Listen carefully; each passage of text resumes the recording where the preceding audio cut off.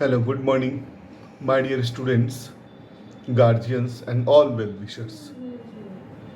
Here I am with the provisional rank list of MCC round 1. इसके बारे में देखकर क्या बोलो, टोटली शॉक्ड। इसको देख के लगता है India is a rich country और सबके पास बहुत पैसा है, कोई कमी नहीं है। फीस आप 1 करोड़ रख दीजिए, 1.5 करोड़ रख दीजिए, 2 करोड़ रख दीजिए। ने कुछ बातें एनआरआई कोटा के संबंध में, जैसे था मोटा मोटी वैसा ही हो गया। 2 टाइप का एनआरआई कैटेगरी हो गया, NRI preferred list 1 and preferred list 2। उसके बाद से आप सीट ले सकते हैं if you are a correct NRI. 6 to 7 times change के बाद एमसीसी ने अपना परफॉर्मेंस शो किया है और ये परफॉर्मेंस बहुत ही अच्छा है, एक्साइटिंग है। ऑन द ग्राउंड लेवल मैं अब बात करना चाहूँगा। मैं पहले बात करता था 80 लाख to 1 CR तक से ज़्यादा फीस नहीं होना चाहिए। मैं अपनी पुरानी बातों पर आज भी कायम हूँ। ये फीस बहुत ज़्यादा है मेरे समझ से। जिन लोगों के पास पैसे हैं कोई बात नहीं है, वो पे कर सकते हैं, पढ़ सकते हैं और डिग्री ले भी सकते हैं। क्योंकि यहाँ पर कुछ कुछ कॉलेजेस ऐसे हैं, एनआरआई से अगर आप उनको लेते हैं तो 2 CR 2 करोड़ तक की उनकी फ़ीस होती है या हो रही है। कुछ कुछ कॉलेज जैसे जामिया हमदर्द, जैसे केएलई बेलगांव काउंसलिंग्स में नहीं है और नए कॉलेज अभी आने वाले हैं, तो सेकेंड और थर्ड राउंड में हम एक्सपेक्ट करते हैं कि और कॉलेज आएँ और बच्चों को थोड़ी सुविधा हो। काउंसलिंग में क्या हो रहा है, कैसे हो रहा है, कितने अप्स एंड डाउन्स हो रहे हैं। पहले तो हम 10-12 लाख का चेंज को बहुत बड़ा चेंज समझते थे, बट अगर सही सही कहें तो मेडिकल में इस बार 215 एक मार्क्स है। इस मार्क्स पर सबसे लोएस्ट जनरल कैटेगरी के डीम्ड यूनिवर्सिटी में मैनेजमेंट कोटा की सीट गई है।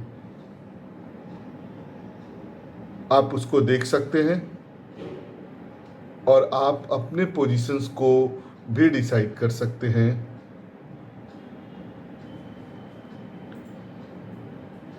कहना ये है कि 1 करोड़ से ज़्यादा वर्थ नहीं होना चाहिए, बिकॉज कि आगे भी पीजी करना है और पीजी में तो और भी सीटें बहुत महंगी हैं।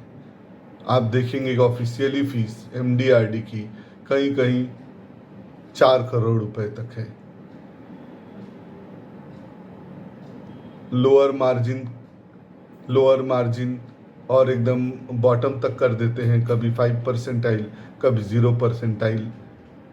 हो सकता है इस बार थोड़ा अच्छा रहेगा तो 10 परसेंटाइल में मिलेगा सीट। किसी भी एंगल से मुझे जनरल और मिडिल क्लास पीपल के लिए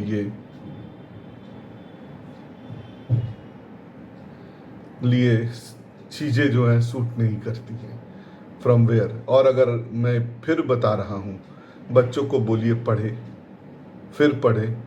पढ़ाई छोड़ के और कोई चारा नहीं है।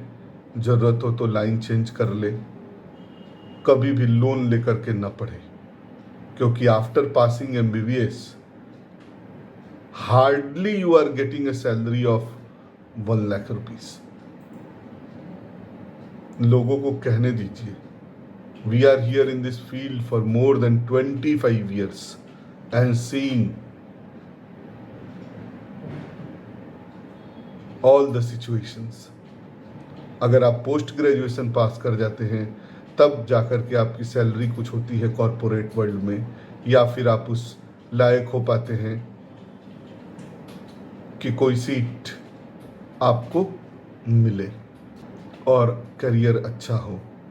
लास्टली मैं बोलूँगा, अगर एक डॉक्टर अपना प्रैक्टिस, अपना खुद का सेटअप नहीं बनाता है तो यूजी और पीजी पेड सीट पर पढ़ के कैरियर बनाना मुझे समझ नहीं आता। Even then if you want some assistance, we can just save your 10, 20 or 50 lakhs rupees. We can guide in different types of state, and we can give very good comparison about the colleges. Wait for the second, third round of dimmed counselings. Wait for the nature of college. अभी तो हम बोलेंगे situation इतनी panic हो जाएगी last तक कि लोग सिर्फ एक सीट के लिए तरसेंगे और क्वालिटी कॉलेजेस की और ये सब चीज़ों के बारे में तो कुछ बात ही नहीं करनी। तो ओके, मुझे जितना समझ में आता है मैंने आपको बता दिया। आगे आपका डिसीजन। किसी स्टूडेंट को जिसका मार्क्स 250 के बिलो है, मैं पहला चॉइस बोलता हूँ कि पढ़ के खुद को प्रूफ करे ताकि 350, 400 और 450 मार्क्स लाए, सो दैट उसको आगे पीजी की पढ़ाई करने में या नेक्स्ट जो एग्ज़ाम होगा उसको निकालने में या फिर मेडिकल की बेसिक्स को समझने में बहुत ज़्यादा कुछ प्रॉब्लम नहीं हो। लेकिन अगर आप फिर भी सीट चाहते हैं कि हम बाद में अपने आप को प्रूफ कर लेंगे, तो याद रखिएगा कि फ्यूचर कभी आता नहीं है, चीज़ें वहीं स्टक हो जाती हैं, है ना। तो फिर भी आप कॉम्पिटिशन्स बहुत ही लेवल पर बहुत ही टफ होते जा रहा है। Face the reality, be brave